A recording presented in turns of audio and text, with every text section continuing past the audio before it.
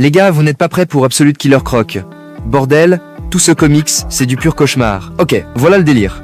Absolute Batman commence pile quand Batman vient de se faire démonter par Absolute Ban, et là il est maintenant prisonnier et cobaye. Donc, ce qu'on nous raconte dès le début, journal du docteur. Rapport sur le sujet 27. Homme sédaté mesurant 2,5 m pour 191 kg. 6 membres du staff ont été nécessaires pour le porter. Un blessé au dos. Enlever son costume a déclenché une série de pièges artisanaux. De nombreuses blessures ont été subies. Une fois totalement déshabillé, des scanners ont révélé encore plus de contrebande planquée dans son corps. Après plusieurs opérations, le staff est désormais sûr d'avoir tout extrait.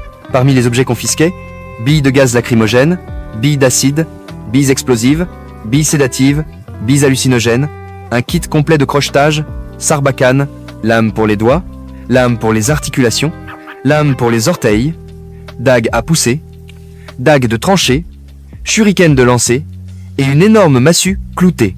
Jésus. Le sujet reste sous forte sédation. Toutes les données disent qu'il restera inconscient, au moins 48. Fin du journal du docteur. Mais bien sûr, il ne l'est pas. Parce que même si c'est une version plus primitive de Batman que celle qu'on connaît, ça reste Batman.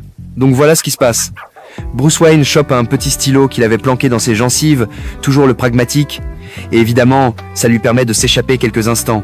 Et là, le gars commence à courir partout dans l'asile pour fuir aussi vite qu'il peut. Mais sur son chemin, il passe devant l'expérience Kelfern. Alors, peut être que certains d'entre vous ne connaissent pas Karl Kelfern.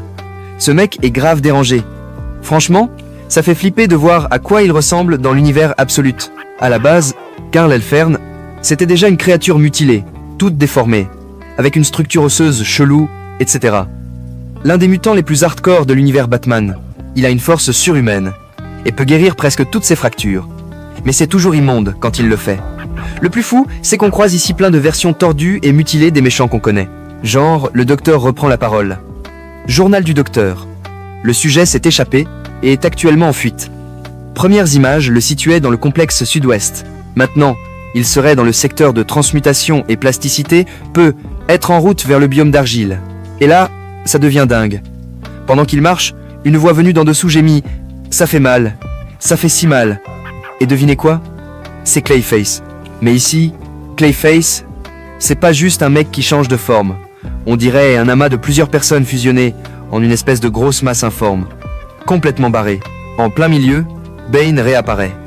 Pas de grand combat épique, juste sujet 27 capturé par le Prime nécessitera un séjour à l'infirmerie avant de retourner dans son environnement. Fin du journal du docteur. Et Ban lâche « Continue d'essayer, s'il te plaît ». Tellement glauque cette version de Ban.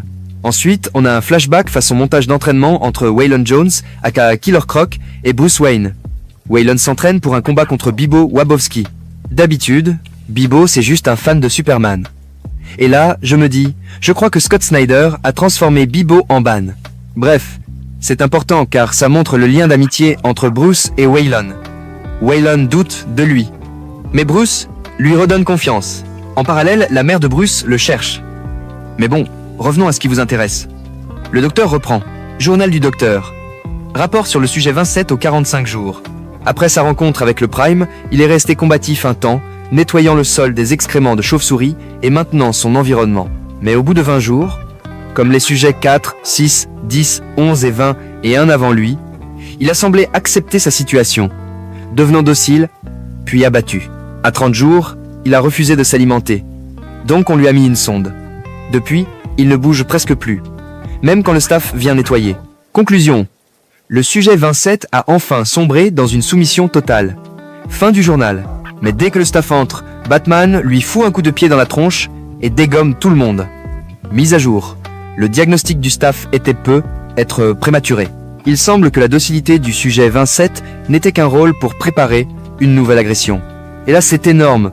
Batman s'est arraché plusieurs dents pour s'en servir comme des lames improvisées sur ses phalanges. Et il a aussi trafiqué sa sonde gastrique pour pulvériser de l'acide gastrique sur les médecins. Genre une version hardcore du bouton fleur acide du Joker.